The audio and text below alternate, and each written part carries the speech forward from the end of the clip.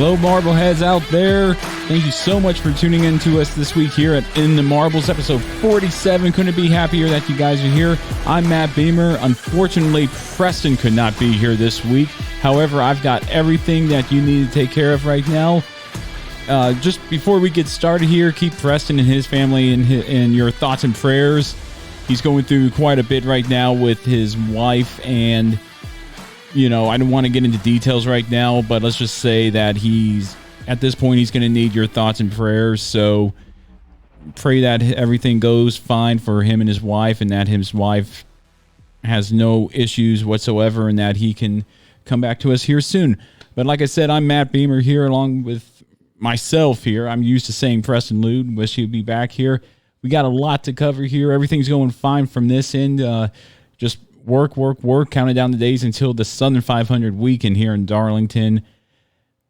Coming up very, very soon. I can't wait to go there. I got my tickets. I'm still trying to figure out if I could go camping or not. It's just one of those things right now where Darlington Speedway doesn't know if they're going to have camping and stuff like that.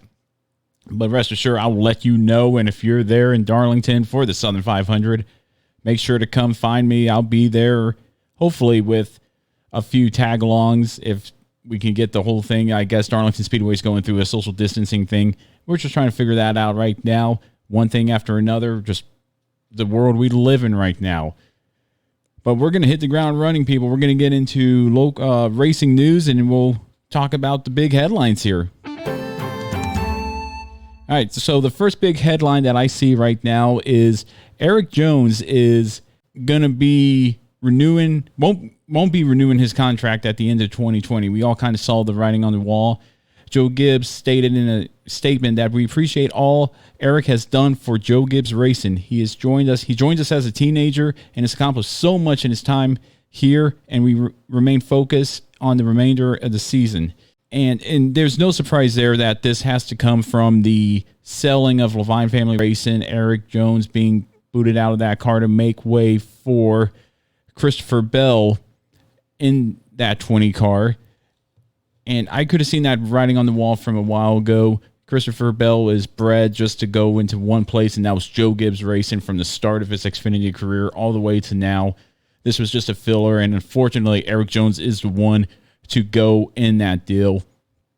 Curious to see where Erik Jones will end up, and there's a lot of rumors floating around. He may go to the 48 team there at Hendrick Motorsports. We don't know anything yet here.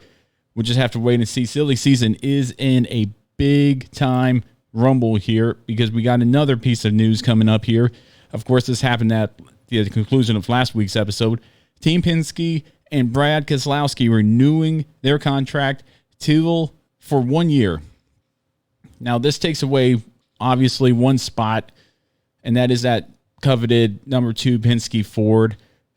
And I'm curious to see where that will go. I mean, this seems like a trend that I'm seeing a lot more teams and drivers taking 1 year contracts in order to, I guess, maybe have flexibility of maybe there's another seat opens up. What if Hendrick opens up and offers Keselowski a contract? Joe Gibbs. There's a lot of places and teams that I feel Brad will be good at. And right now, Team Penske is where it's at. He's doing very well there. Won New Hampshire here not too long ago. And curious to see where that will go here within the next year or so to see if Brad sticks with Penske or goes on with another team. Piece of news coming out of Bristol Motor Speedway. They're going to start using QR codes instead of actual paper tickets in order to... I'm curious to see how that will last and how that will go because I'm going to be going to that race here in the fall, the night race at Bristol. So I'm going to let you guys know how that works out. I'm not really looking forward to that. I like having the actual ticket in my hand and not on the phone. As many of you know, I like to print it out and put it up in my die-cast case. But unfortunately, right now, that is just not going to be. I think that's the wave of the future. Everything's going to be on your phone. And if you don't have that QR code, and I've done it for many sporting events in the past. It's not a big deal, and maybe Bristol will have a way where they could have paper tickets for sale. Something like that in order for the future for fans who actually want that ticket for keepsakes. I keep it more for keepsakes and say I was there instead of having it on my phone. But that's a way that Bristol's going to be doing things here from now on. And I figure Charlotte will follow suit. Texas will follow suit. Kentucky might follow suit if this actually works out well, considering they're all with the same company. And a piece of news that I found very interesting here coming from Adam Stern, IMS and Formula One are in mutual levels of interest as far as bringing the Formula One series back to the Indianapolis Motor Speedway. I think that would be great.